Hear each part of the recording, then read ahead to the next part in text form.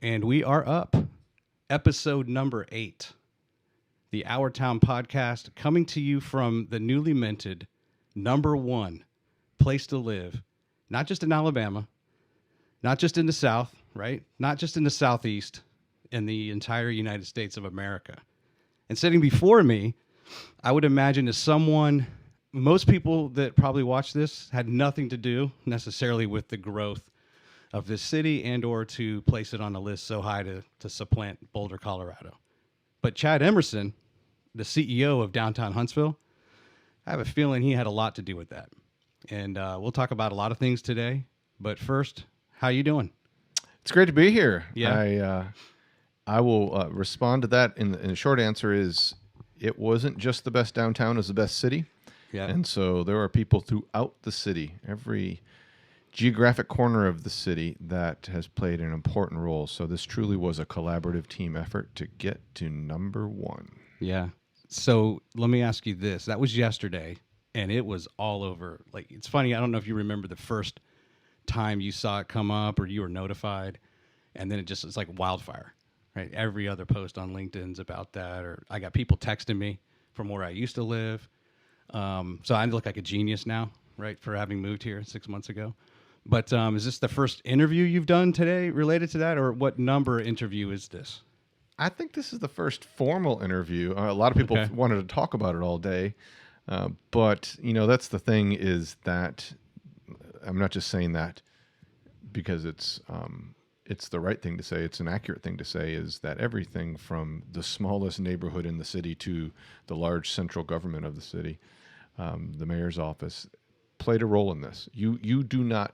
This is not one of those accomplishments that you just kind of fall back into. Mm-hmm. The cities that we compete with these metrics from U.S. News and World Report, these very precise metrics, we won. And the reason we won is because we won those metrics, up and down. And that's a real thing. And people sometimes think maybe some of these rankings are pay to play or they're a little bit, very specialized. Nope. This one generally says we are the best place to live in the United States of America. The new number 2 is Colorado Springs.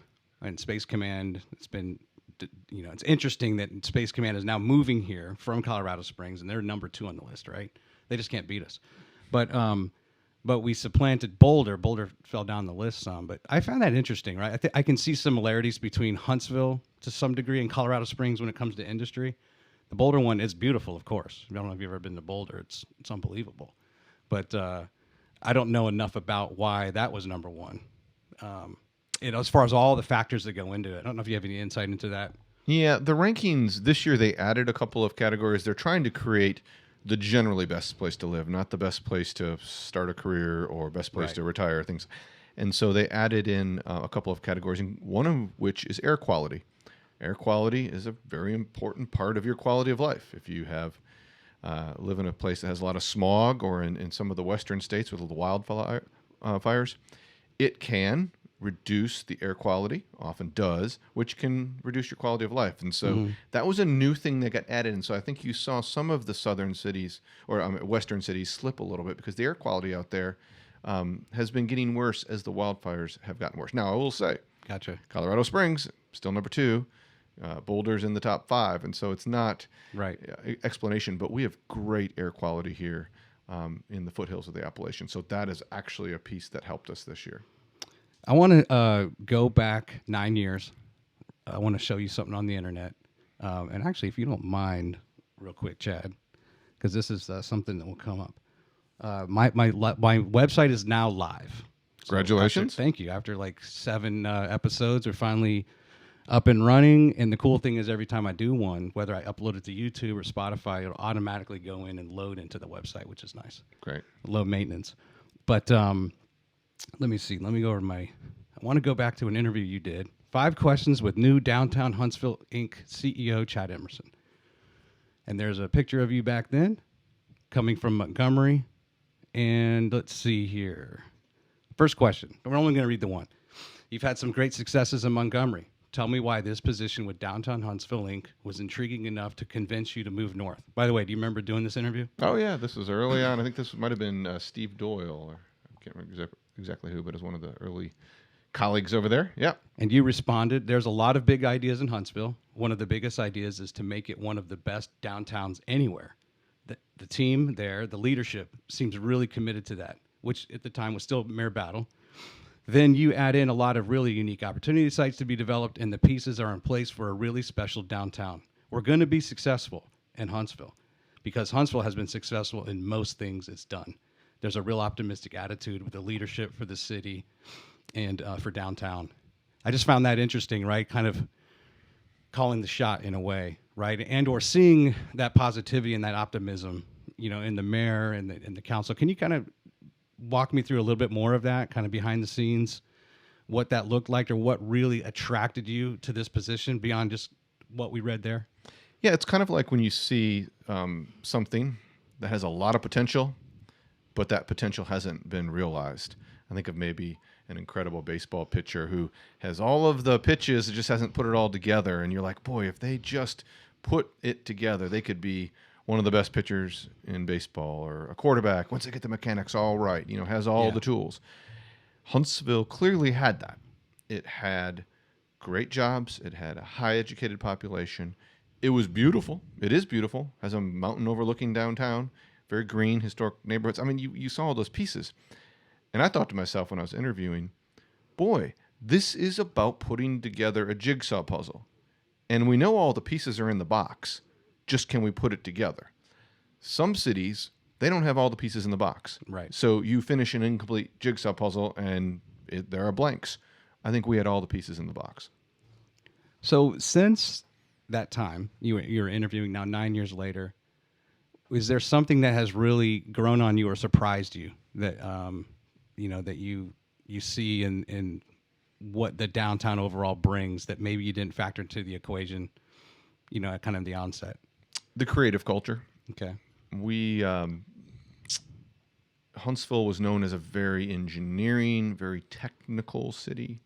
And you might have wondered, okay, there's folks that are really good at making things that land on other celestial bodies, the moon. But is that creative side there?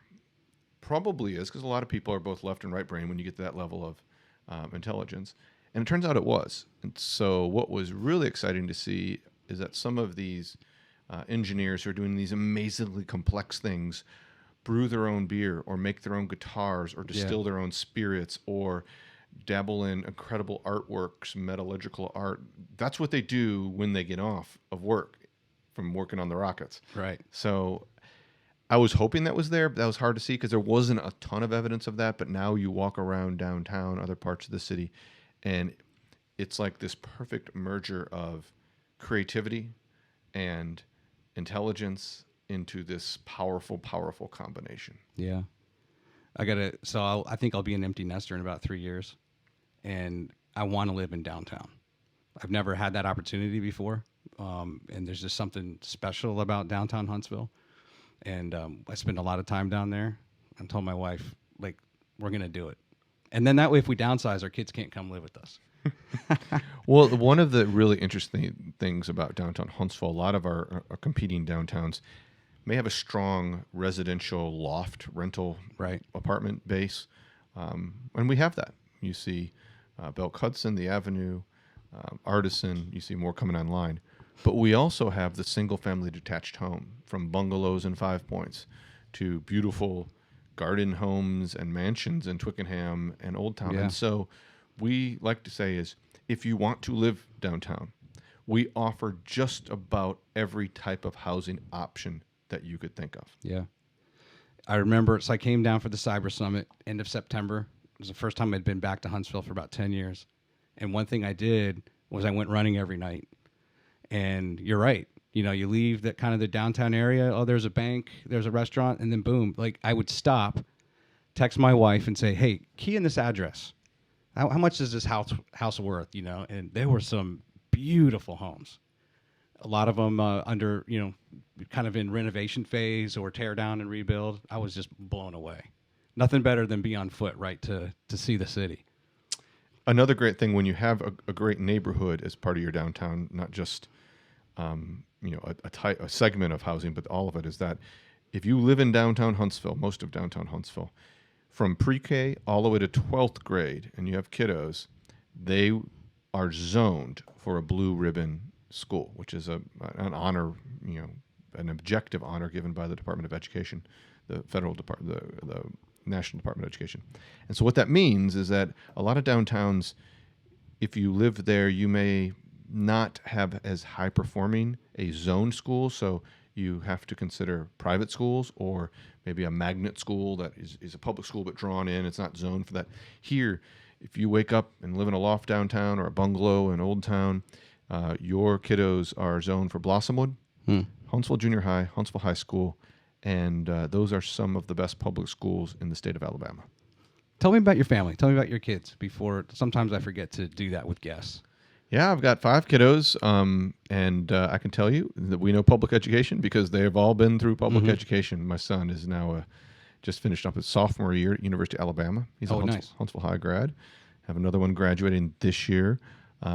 He was largely homeschooled, but I say largely because he used the Tebow rule to play soccer, the Tim Tebow rule, which allowed homeschoolers to play for varsity programs. So he played Huntsville High soccer, which means that you had to take a couple of courses at Huntsville High as part of that.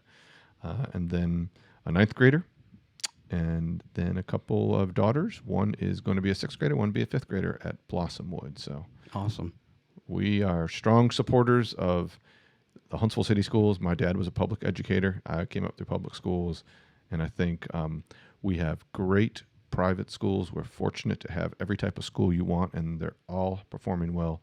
But we love the fact that my 9th and 11th, 12th grader walked to Huntsville High, and it's just a beautiful experience. That's awesome. I almost wore a Roll Tide shirt tonight, Hey. but I wanted to wear something a little bit more local, right, for our special, you see, occasion. We're a house divided in a lot of ways because I went to law school at Tennessee. Yeah. My son's and he was born in Knoxville, just miles from Tennessee campus. But he goes to Alabama, and my second son, Dawson, is getting ready to graduate and go to Auburn. So it feels like we are trying to get as many SEC teams in our portfolio. So I don't know where the girls end up if they have Georgia and Ole Miss or something like that. So we'll see. Yeah, it depends on where Arch Manning signs, and that's where they'll go. So you grew up in Michigan? Yeah. How long did you spend there? First 18 years of my life. So all the way through high school. Yep. Okay. Hockey player? No, hockey fan. Grew up as a soccer player, was a goaltender, but loved the Detroit Red Wings. That was a time in life where they seemed like they won the Stanley Cup every other year. They were always in competition. Steve Yzerman, a lot of these great epic players, but didn't really skate very well. So it was fun to watch, but I didn't strike any fear, any goaltenders or defenders. Yeah. Again, I grew up outside Detroit in a city called Livonia. It's kind of equidistant if you were really just to drop a pin, probably between the center of Detroit and Ann Arbor, where University of Michigan is. So it's on the west side of there, but just a really pleasant place to live. I mean, here we are in Madison. Reminds me a lot of Madison. Really nice homes, great schools, just great people. So really, really good experience growing up in Livonia, Michigan. So did a lot of your friends play soccer? Were you kind of like the Livonia Stevenson? We had a pretty good heritage of soccer. I mean, again, football, baseball, some of those sports were probably the more popular, but Livonia Stevenson, our big rival was Livonia Churchill, another high school. And that area also had schools like Northville and Plymouth. Just a lot of good soccer programs for whatever reason. Maybe soccer was, popular in the suburbs then. I don't know. Yeah. But we had some really, really good, just like you have Grissom and Huntsville High or Huntsville High and James Clemens, some great rivals. We had some great soccer rivals back in the day. So you go to Lipscomb University for your undergrad? Yep. Talk to me about that. As far as, did you know going into college what you wanted to do, or was it kind of, hey, I'm going to enroll and I'll figure it out when I get there? Yeah, it was. So Lipscomb was affiliated with the church we went to. And so that was kind of that idea. A lot of the people from my youth group and the youth chorus we were in from church were going to places like Harding or Abilene and Lipscomb. And Harding and Abilene were really neat, but they're more rural. And growing up in Detroit, I kind of liked the idea of that. Here's Lipscomb. It's basically embedded in Nashville. Beautiful neighborhood right there in Granny White Pike. Mm-hmm. Kind of knew that I wanted to get into some type of law, politics, something like that. And so started with poli-sci and worked my way. And about a couple years in, realized I probably have a skill set and an interest in the logical side of things. Mm-hmm. And so let's go to law school. Were you on the debate team? I've been on debate teams or forensic teams or things like that. So I've always done a lot of verbal presentations. So I think that's the skill set, especially if you're going to go into litigation, which I did for a while when I was practicing. So it allows you to be able to stand up in front of a city council meeting now and not be nervous at all. Yeah, because sure. you've stood in front of judges who could have do a lot worse to you than a city councilor could. So. Right. Good training ground. Yeah. So then any time off between your undergrad and when you went to law school? No, I jumped right into that. Okay. I took a semester off of law school just because I had been going straight through. And so I took that semester off and did some fun work in the state capitol, but really went right back in. And so I went straight from law school to practicing law with a great firm in Knoxville, and then teaching law in Montgomery, and then working my way up here. Remind me your law, your specialty within law, because I know openly you got into urban planning. Talk me through that. Kind of maybe did it change at all from when you kind of worked clerking in your first couple of years to when you got into teaching? Yeah, when you're a first year associate at a firm, and this was a good firm. I mean, in terms of they did a large practice. It wasn't specialized in one single area. So when you're that first year associate there, your specialty is whatever the senior partner says your specialty is. So okay. we've got a workers' comp deposition for Food Lion. Okay, that's your. Or you draft this. After a few years, it kind of ended up. This is around 2000 or so. Really moving towards internet law. That was still really nascent time. A lot of the domain name disputes. So internet law. And then some intellectual property law. And that was kind of what I started developing a little specialty of. There's a tech niche, kind of pretty good tech ecosystem in Knoxville because you have Oak Ridge and you have Tennessee Research Lab and all those kind of things. And so copyrights, trademarks, internet disputes, things like that. Had some really fun experiences because at the time that was just brand new. And that's what really appealed to me is not copyrights and trademarks weren't, but the internet domain name disputes. And now it's been largely settled law 20 some years later. But at the time it was the Wild West, and that was kind of fun. So with those disputes, I remember, like, let's say it's Home Depot. I'm just off the top of my head. And somebody went out and registered HomeDepot.com. They had nothing to do with Home Depot, but then Home Depot wants to use that as their domain name. They can't get it because Joe Blow owns it, and then they have to, basically kind of hold it for ransom, right? And is that the kind of disputes you got into, kind of ultimately resolve that, or is that an example of things that you litigated? Yeah, that's a good example. There was something called, it's technical terms, the Uniform Domain Name Resolution Policy, or I can't remember, the UDRP. Mm-hmm. And there were some really visionary entrepreneurs who realized that domain names were going to become important. And so they went and registered just wholesale as many as they could. Right.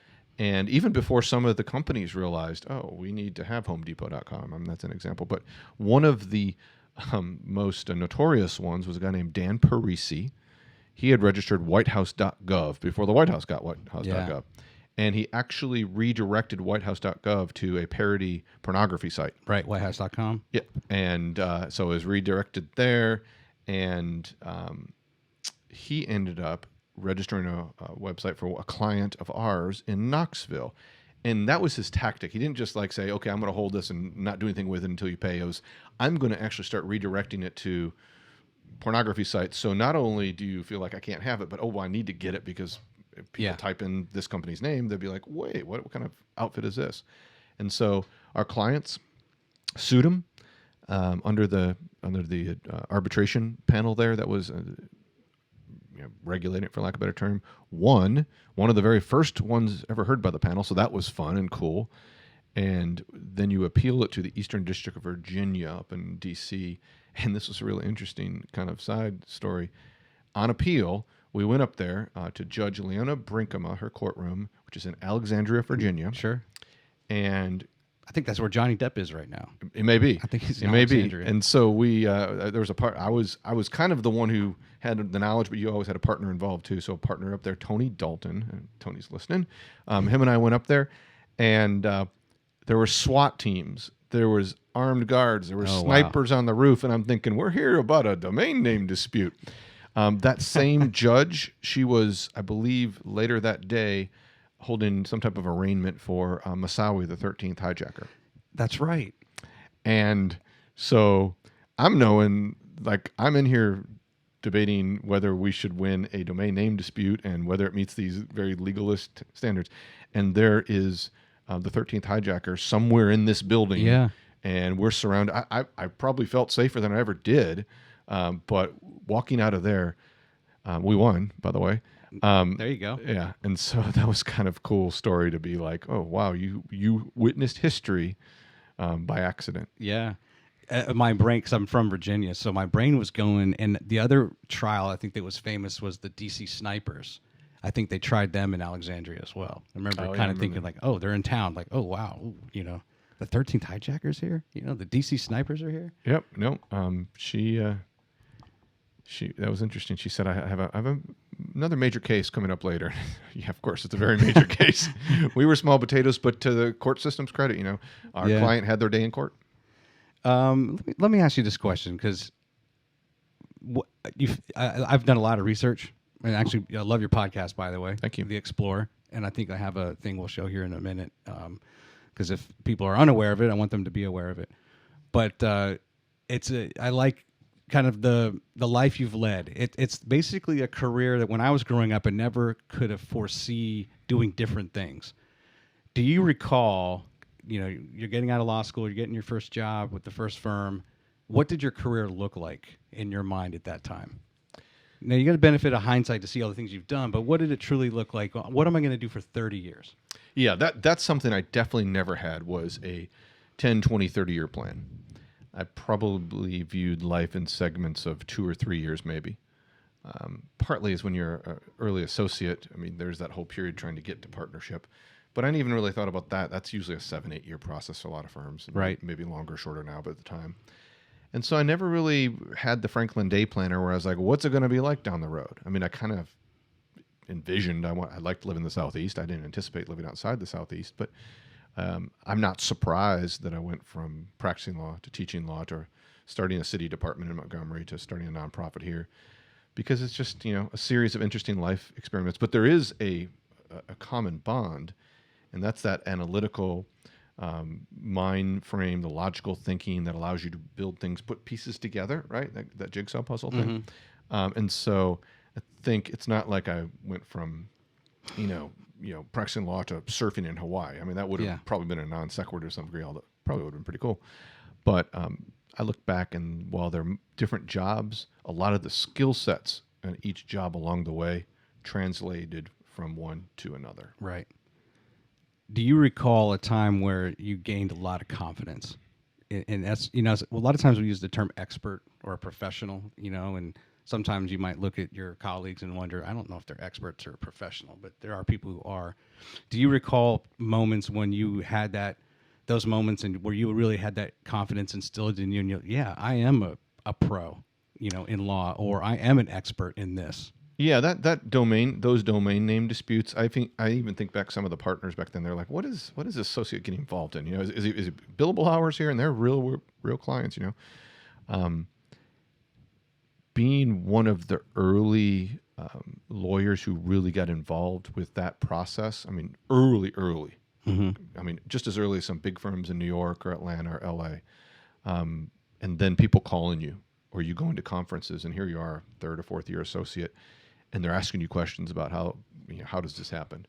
That was something where I realized, you know, if you can find a niche that is important to people, and you can lean into that niche, and you kind of lean into it before other people do, there's a lot of opportunity there. So that's when I realized that sometimes fortune smiles on you, and you find that niche, and then you lean into it. And so I felt like I could have made a law career of that. Probably could be doing great right now practicing law. I didn't want to, but that was an area which basically intellectual property on the internet has never stopped being important since 1998.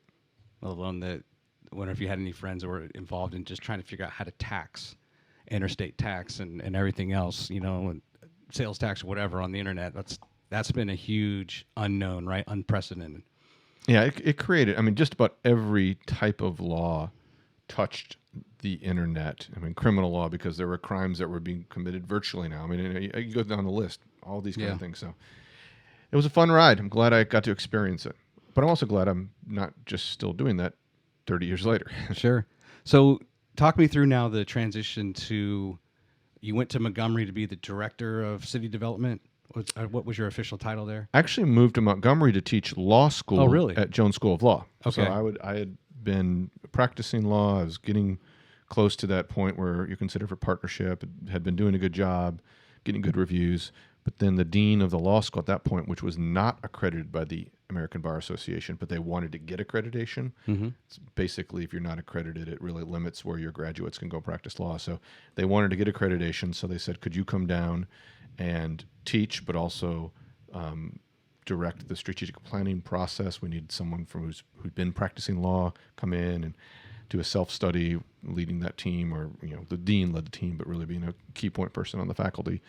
And so it was about teaching law, which was fun, and engaging with the students, but also accomplishing that goal of ultimately we were able to get provisional approval and then full approval, which is a big deal. There's not a lot of fully approved ABA law schools in the country, and that was only the third one in the state of Alabama after Alabama and Cumberland at Samford. So enter the lobbying, right? And that really translates well into your next role into Montgomery.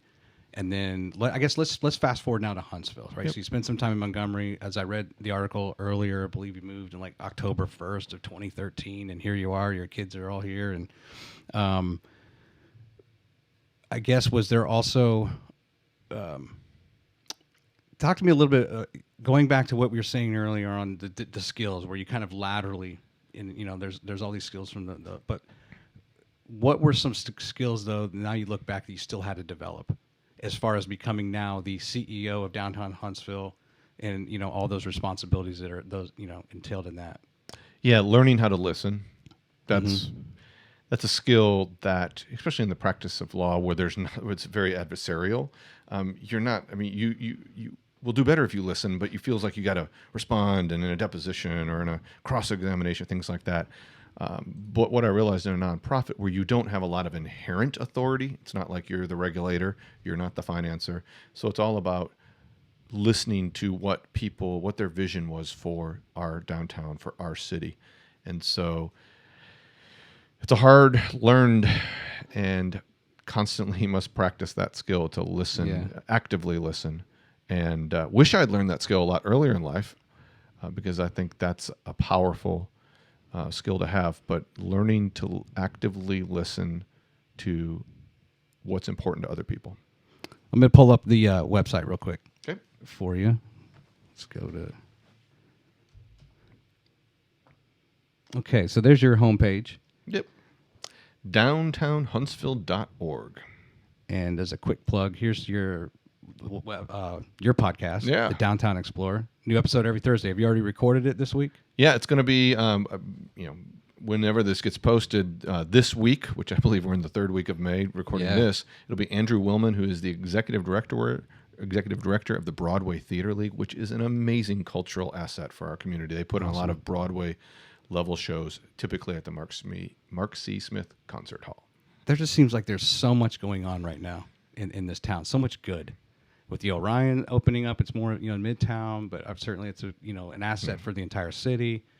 Downtown, I think I heard there's $350. We'll go back to this later. About $350 million in capital improvement projects lined up. Oh, more than that. I mean, it's close to $1 billion. Is it really? Yeah. When you add up things that are being completed, that have been approved, it's billion with a B. Is there anything you want to highlight on this website while we have up? One of the interesting things that really encourage people to go look at are, if you go to the top tab, is the districts of Huntsville. So like a lot of you, if you click on about the districts, a map will pop up. And so typically, if you scroll on down, there you go. Scrolling down to the map. There it is. There's the map. And so what do you see, whether it's Nashville, whether it's Atlanta, whether it's Chattanooga, you'll see the core, and then if a core is strong and successful, you'll see the areas around the core grow. So think of Chattanooga. It really started near the aquarium and right in the core of downtown. And then it grew towards the north shore of the river there, that whole really cool area. Then it started growing to the south side because eventually there's not a lot more developable land in the core. So what we found, or the same thing happens if you go to Germantown, just north of Nashville, or Sobro, or the Gulch. All these areas are kind of growing around like rings on a tree around the core. So we discovered as we were looking at downtown, you're starting to see a lot of interest. Campus 805 and Low Mill and the Whole Foods that moved there, for example. A lot of that was really able to happen because we had a strong core. If the core would have been dead, it would have been hard for those to be successful. Yeah. And at the same time, they then, Campus 805, Stovehouse, strengthens the core. So it's this like mutually beneficial relationship, right? And so we started marketing these areas around the core. And I'll note, too, that big green one, that's Montesano. Mm-hmm. A lot of cities have rivers that run through their downtown or ports that overlook their downtown. And what do you do with that? A lot of times you just look at the water. It's peaceful, it's nice, it's bucolic. But you don't engage it with that much. I mean, you might get on a boat occasionally, get in a kayak occasionally, go fishing occasionally. But when you have a mountain overlooking your downtown, 30 miles of hiking and biking trails, 7 minutes from the downtown core, that's a unique asset. A lot of cities have those, but they're often 20, 30, 40 minutes out of town. Ours is right there. You can be at Bird in the Mountain overlooking downtown. And so as we were looking at this map, we're like, what a fortunate experience. We are able to have an incredible topographical feature, something that you can engage in. You can hike, bike, take your kids, your dogs in, right? Go on a trail run, or just go up there and put a hammock in the trees and enjoy it. And so that's what makes these districts so important, is they all have really unique characteristics. You may have said it. How strong was the core when you took over? Well, or when you started. I guess it started with you, right? It wasn't really taking over. Yeah, 2013. There was a predecessor organization that did a good job keeping the streets clean and the lights lit and flowers planted. And that's important. I'm not minimizing that. But ultimately, adding that layer of creative elements, creative placemaking is a term we use a lot, that wasn't there. Mm-hmm. But it wasn't hard to add because you already had beautiful homes, beautiful buildings, beautiful trees, beautiful mountains. You had all of the pieces there, kind of the jigsaw. Yeah. And so it took the time of starting putting the pieces that kind of fit. Like when you do a jigsaw, right? You put some of the end pieces together, and then you put some of the pieces that look like they all the same color together. That's what we had to do. Right.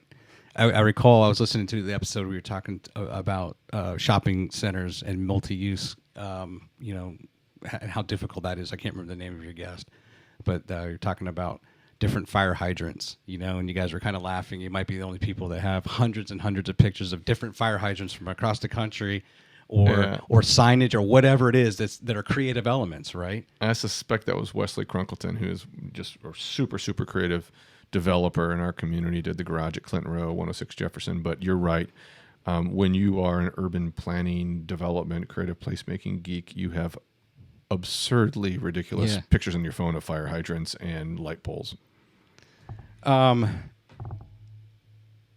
So talk us through a little bit then, some of the ones that you're most excited about. You said almost $1 billion in projects at various stages of development. What's one that you're most excited about that's going to happen in the next 5 to 10 years? Well, even before a single development, it's really the growth of the Downtown Huntsville Craft Beer Trail. Okay. Which was followed by the Craft Coffee Trail, which was followed by the Craft Cocktail Trail. And what that is, we had a really unique concentration of breweries initially, and then coffee shops, and then artisan cocktail lounges and stuff like that. And we said we would group them together on a map, almost like a Hansel and Gretel bread trail, and you go through each one, you get stamped, you get to try different experiences. So now you're taking a series of really individual great things and collectively adding value. Okay. And so that is a great way to discover our city center. We find a lot of people, whether it be people coming from out of town, if you have guests in town, they'll say, we're going to go down and start the Downtown Huntsville Craft Coffee Trail. We're going to try an espresso at 7 of the places, just things like that. It's just almost a guided tour, but in addition to seeing beautiful things, you're actually experiencing the artisans who make incredible beverages or incredible cocktails or whatever you can get at these coffee shops. Awesome. So Downtown Huntsville is a 501c6, correct? Which is the only difference between that and a C3 is that you can get involved on the political side of things, or can you? I think most people are familiar with 501c3. Right? Yeah. A C6 is kind of as educated as some people may be, like, oh, I've never heard of that. Can you explain the difference or? It's a membership organization. You think of a chamber of commerce. Sometimes arts councils, things like that, where people join as members, rather than a nonprofit, rather than a charity. Now, we are not for profit. We don't exist to return on investment for our members. We don't do a dividend at the end of the year. The goal is that what we bring in, we then deploy to further the mission. And so we don't really get into politics much. I mean, there's been a couple isolated examples where it might have had a political lean to it, but we didn't do it because it was a political issue. It's because we thought it was an important issue for our downtown. But largely, we're about advocating, raising awareness, collaborating, answering questions, telling stories. I say we're the air traffic controller for downtown Huntsville. We don't build the plane, buy the plane, book the plane, fly the plane. But what does the air traffic controller do? They sit in the tower and they try to make sure all the planes land, take off, and go through the airspace successfully together. So while mayor battle is for the city, then downtown really is your hyper focus just on downtown. And then you're lobbying on behalf of the greater good of his needs and interests, or the town or the city council. Yeah, I mean, it's really all of them. I mean, fortunately, we have such good leadership that rarely is there a disagreement on a key. This is important. Like when the master plan says, yes, we need to create some parking decks that have that don't just have on the ground floor cars. We put the parking deck as the DGX, for example, downtown, or decorative lighting, things like that. And so largely, it's been a collaborative effort. If there was something, we don't again. We are able to influence things by being a good partner, having a good reputation, being an honest broker, not because we can pass something and require it to happen. Got it. We don't have a vote, and it's not like we can decline a loan or decline a project. We're not the regulator or the financer. And so that requires us to, again, that listening skill, listen to what people's needs are and trying to find out what's the best solution to meet the maximum number of needs. And then there's also I heard an episode where you were talking to the International Downtown Association. Is that just for consult advice? You turn to them for mentorship? Yeah, it's David Downey. He's the president and CEO. Good buddy of mine, and so they're like the industry group, and so they have their annual conferences. They've helped us with a study, kind of quantifying downtown, and so they're like a lot of industries. You have an association which is there to introduce you to the best practices from around the country, and they're great at it. The IDA, downtown.org, is one of the best associations in the country. I just noticed we're wearing the same watch. You're a runner. Yeah. I want to talk to you about that because you mentioned that you're going to run a half marathon every month this calendar year. Yep. Okay, so which one do you have coming up, or did you already finish your May half? Finished my May half. So I'm turning 50 this year. Nice. And so I wanted to do something. I've learned to love running in the last 5 years or so, really last, even shorter than that. And it's just become a passion. So I said, for your 50th, it feels like you should do something kind of like memorable. I don't really feel, honestly, I feel like maybe I should be feeling something about 50, but I don't. But I was like, let's use this calendar year as something to celebrate. And so I said, why don't I do a half marathon a month? There was a time 5 years ago where I could barely do one a year. Right. And now it's been fun to experience different places. Nashville was in, Chattanooga, one in Nashville, Kentucky Derby half marathon in April. That was fun. She ran through Churchill Downs the week before the race, and then just did one in Gadsden, which is kind of a hybrid trail run. So looking for a half marathon in June. Harder to find in the South because it's so hot. So I got to look for that. And then got one scheduled, a couple in Atlanta, and maybe a surprise one down at the beach. That's awesome. It's interesting. You said 5 years ago. 4 years ago, I started running. And I remember it was like the day after 4th of July, and I went to the track at the local high school, and I ran a lap, and I was like, had to make a decision. All right, I'm either gonna not run, and I was gonna participate in a Ragnar in like 2 months, or I got to just keep trying. Yeah. So I was like, all right, I'll run the straightaways and walk the curves, and then the next thing you know, you're running a few miles, and next thing you know, like 2 months later, I ran 16 miles. Have you ever run a Ragnar before? No, I've not run a Ragnar. Oh, it would be awesome if we could lobby Ragnar to come here in the trail race. The road races are difficult. I don't know how much you know about it, but that's a lot of jurisdictions you're going through when you have like 36 different checkpoints and having to work with that town or that city to say, hey, yeah, we're going to bring 5,000 runners through, right, and all these vans.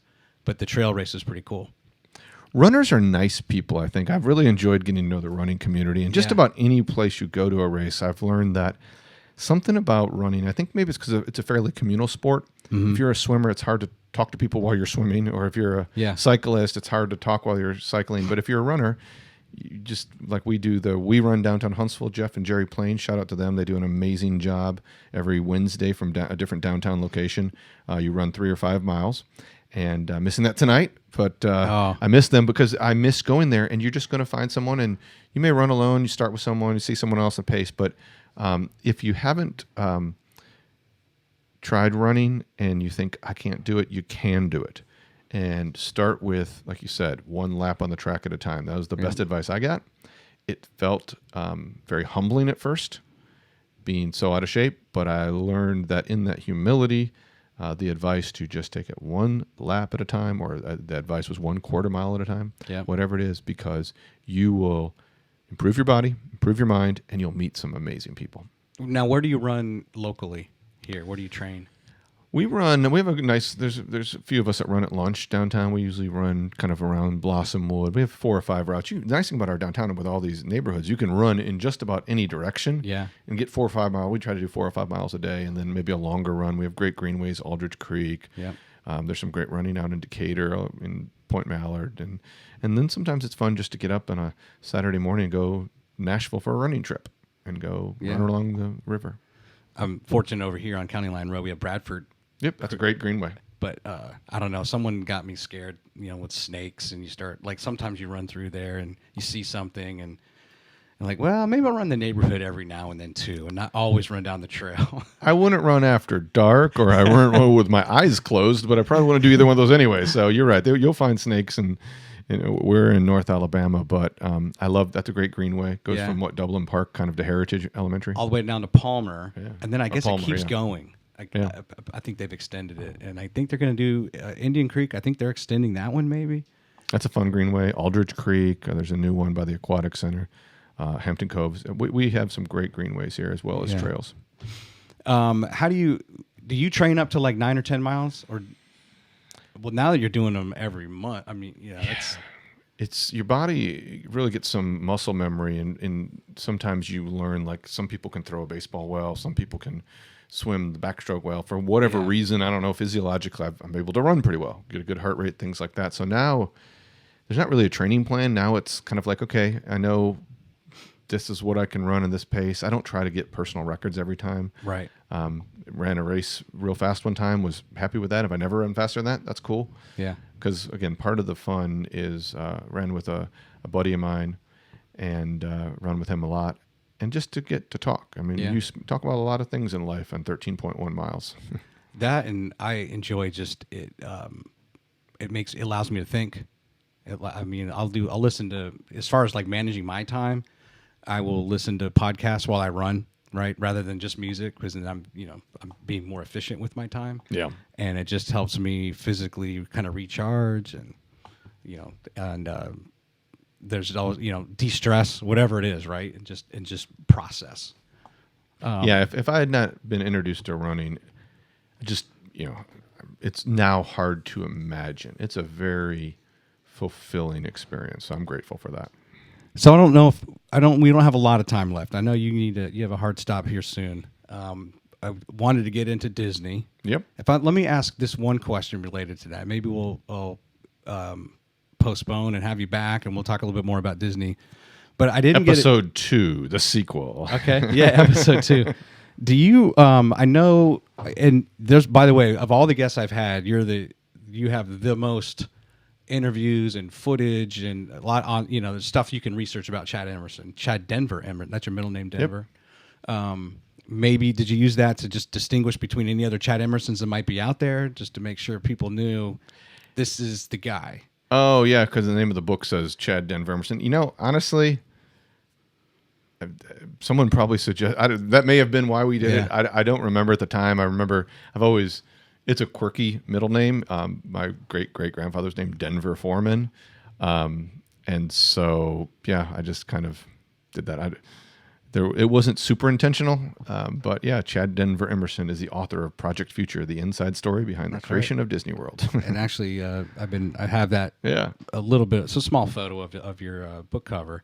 But what I wanted to ask you was, I think somewhere you were interviewed, something I saw online, and there was a paper you did in college about urban planning, and that led to the book. But was there a different seed planted earlier in your life where you went to Disneyland or Disney World? And okay, so that's a really good. So actually, the timing's a little bit different. When I wrote a law review article when I was teaching law. Okay. One of the things faculty member law professors have to do is write law review articles. It's part of your scholarship side. You teach and you engage in scholarship.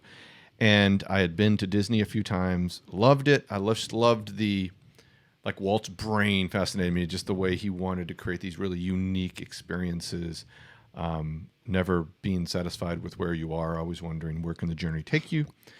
And so I was like, wait a second, I got to write a law review article, a technical article. I know a lot about property law development. I was teaching property in law school, and I like Disney.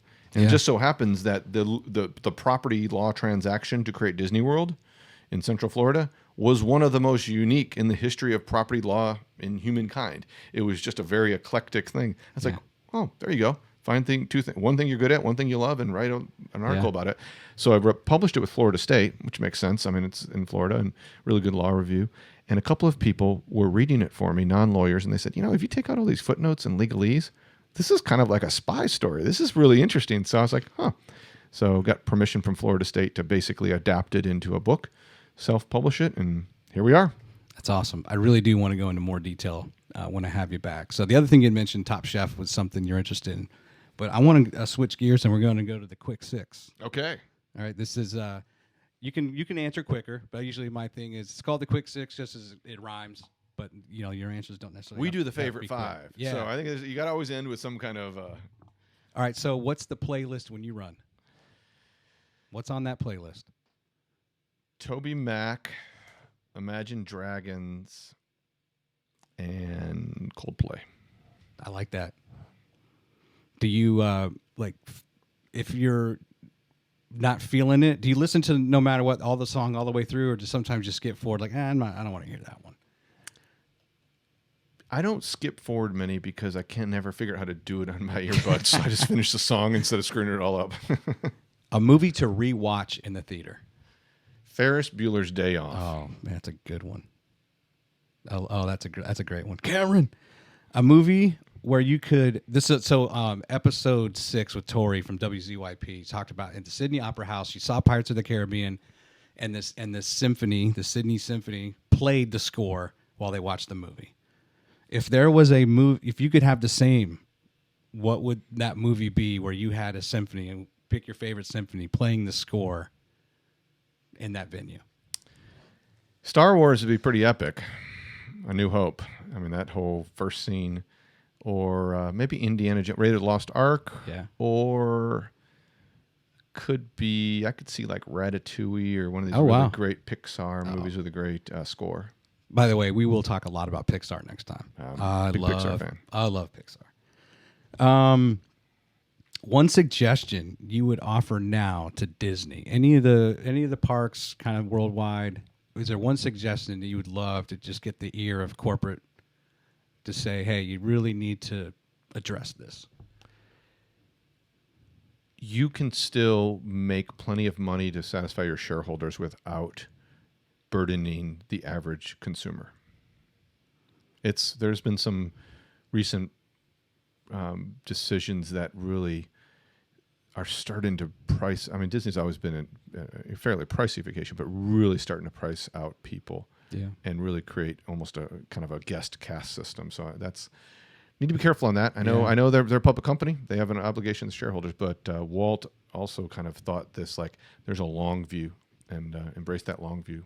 Disney, somewhat similarly, I cannot believe what you have to pay to go like skiing or snowboarding. It's $185 somewhere. Like, are you kidding me? It should be $40. Especially if they don't have to make the snow. Well, I'm glad I don't like cold weather because I don't have to deal with that. My goodness. Yeah, I went to Disney once, and we had 2 small kids. Went up to the window thinking it would be, $150. It was $480. This is like 10 years ago. I almost fell over. Yeah, there's a real distinction between paying a premium for great quality. Yeah, right? sure. If you want to get the best steak, you're going to go to a restaurant, you're going to pay a premium than the cheapest steak somewhere. There's a difference, though, between gouging somebody to try to get the most money out of an average steak. See, that's the distinction. Absolutely. They need to be careful there. If you're going to watch Top Chef and you're going to just veg out on the couch, what are you eating?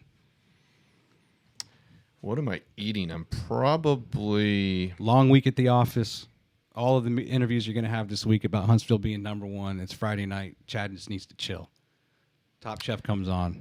I think kettle potato chips. Oh, nice. I just like kettle cooked potato chips there's a variety of different kinds. I mean, they're so bad for you, but I guess if you're running every day, you can.